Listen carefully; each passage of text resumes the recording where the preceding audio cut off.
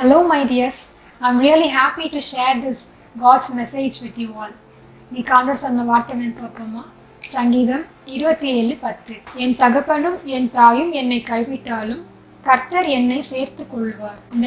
இந்த ப்ரோக்ராம் பார்த்துட்டு இருக்கிற நீங்க கூட you might be thinking that you are all alone. தனியா இருக்கிறேன்னு நினைக்கலாம். Sometimes your parents might abandon you. ஒரு பேரண்ட்ஸோட சப்போர்ட் இல்லாமல் நீங்கள் இருக்கலாம். இல்லை பேரண்ட்ஸோட அன்பே எனக்கு லைஃப்பில் கிடைக்கல அப்படின்னு நீங்கள் நினைக்கலாம். இல்லை என்னோட சிப்ளிங்கை விட என்னை ரொம்ப கம்மியாக எங்கள் அம்மா அப்பா என்னை நேசிக்கிறாங்க அப்படின்னும் நீங்கள் சில நினச்சிட்டு இருக்கலாம். God is telling you, I am with you. நான் கூட இருக்கிறேன். நான் உன்னோட ஃபாதர், நான் உன்னோட மதர்.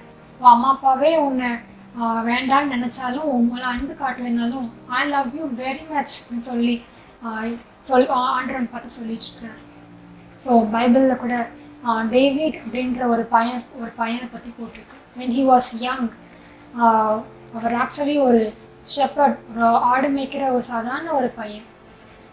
அண்ட் அவருக்கு வந்து ஒரு 7 brothers இருந்தாங்களாம்.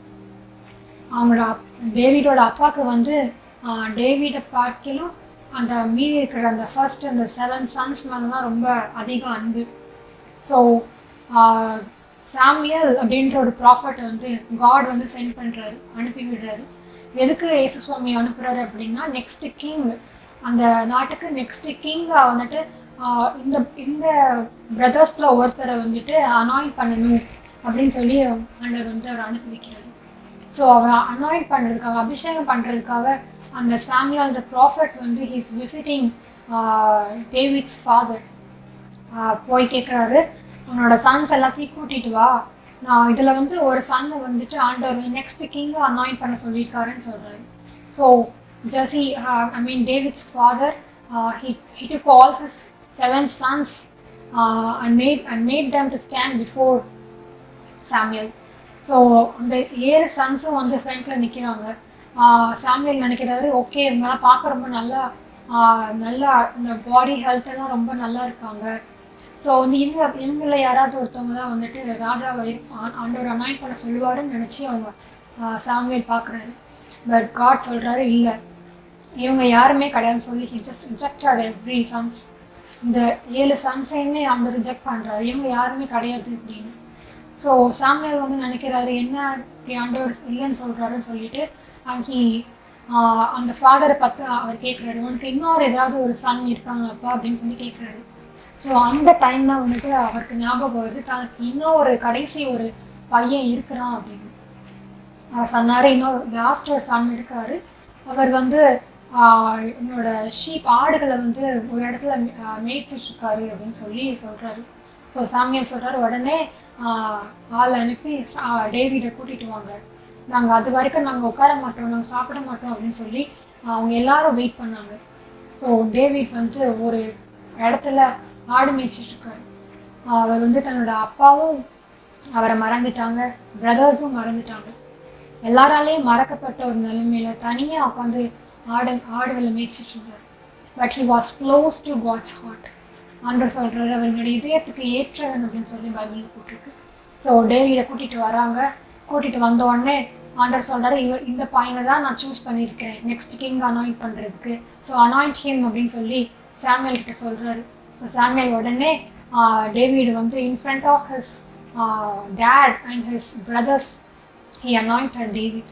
டேவிடோட சிப்ளிங்ஸ் பிரதர்ஸ் முன்னாடியும் அப்பா முன்னாடியும் ஆண்டவர் டேவிடை சாமுவேல் டேவிடை நெக்ஸ்ட் கிங்கை அனாயிண்ட் பண்ணார். ஸோ நீங்களும் இந்த டேவிடோட நிலைமை யோசித்து பாருங்க. தன்னுடைய மகன்களில் ஒருத்தனை ஆண்டவர் கிங்கை அனாயிண்ட் பண்ண போகிறேன் அப்படின்னு சொல்லி தெரிஞ்சும் டேவிடை மறந்து, கடைசி பையனை மறந்த நிலையில் மற்ற பசங்களை மட்டும் கூட்டிகிட்டு முன்னாடி நிற்க வச்சுருந்துருக்காரு. இவர் கேட்டதுக்கு அப்புறம் தான் அவருக்கு ஞாபகம் தனக்கு இன்னொரு கடைசி மகன் ஒருத்தன் இருக்காரு அப்படின்னு. ஸோ அந்த மாதிரி ஒரு இடத்துல தான் ஆண்டவர் மற்ற பசங்களை பார்க்காம அந்த ஒதுக்கப்பட்ட பையனோட ஹார்ட்டை பார்த்துட்டே இருந்திருக்காரு. ஸோ அதே மாதிரி தான் கிரேட் பொசிஷனை அவருக்கு கொடுத்துருக்காரு. அதே மாதிரி நீங்களும் டேவிட் மாதிரி ஒரு லோன்லியான லைஃப்பில் நான் இருக்கேன், சப்போர்ட் பண்ணுறதுக்கு எனக்கு யாரும் இல்லை, என்னோட ஃபேமிலி என்னோட பிரதர்ஸ், என்னோட சிஸ்டர்ஸ், என்னோட ஹஸ்பண்ட், என் ஒய்ஃப் என்னை விட்டுட்டாங்க, என்னை மறந்துட்டாங்க, என்னோட பிள்ளைங்க என்னை மறந்துட்டாங்க, நான் லோன்லியாக இருக்கேன் அப்படின்னு நினச்சி இந்த ப்ரோக்ராம் பார்த்துட்டு இருக்கலாம். காட் இஸ் டெல்லிங் யூ, அவங்க கூட இருக்கிற உன் ஹார்ட்டை நான் பார்த்துட்டு தான் இருக்கேன். You are very close to my heart. என் இதயத்துக்கு ரொம்ப ஏற்றங்களா நீங்கள் இருக்கீங்கன்னு ஆண்டவங்க பார்த்து சொல்கிறாரு. God loves you so much. உங்களுக்கு ஒரு கிரேட் பொசிஷன், ஒரு லைஃப், ஒரு கிரேட் ஃப்யூச்சர் உங்களுக்காக ஆண்டவர் வச்சிருக்கிறார். எல்லாருக்கும் முன்னாடி அவர் உங்களை தனக்குன்னு அப்பாயிண்ட் பண்ணி சூஸ் பண்ணி உங்களை ஒரு கிரேட் லைஃப் உங்களுக்கு கொடுக்க போகிறாரு. So when you believe, pray with me. Dear God, I thank for this word. இந்த ப்ரோக்ராம் பார்த்துட்டு இருக்கிற ஒவ்வொரு வியூவர்ஸ்க்காகவும் ப்ரே பண்ணுறேன் சுவாமி. டேவிட் கூட எப்படி மறக்கப்பட்ட நிலையில் இருந்த டேவிட் ஆண்டவரை நீங்கள் நெக்ஸ்ட் கிங்காக அனாயிண்ட் பண்ணீங்களோ, ஒரு கிரேட் பிளஸிங்கை எப்படி நீங்கள் கொடுத்தீங்களோ, அதே மாதிரி என்னோட அம்மா அப்பாவே மறந்துட்டாங்கன்னு நினச்சி அழுதுட்டு இருக்கிற இந்த பிள்ளைங்களை நீங்கள் பார்க்குறீங்க சுவாமி. You are going to give them a great future, Lord. Thank you so much for it. Thank you so much for blessing every people, Lord.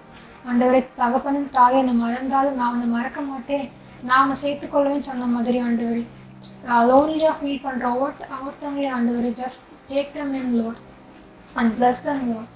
In the name of Jesus I pray. Amen.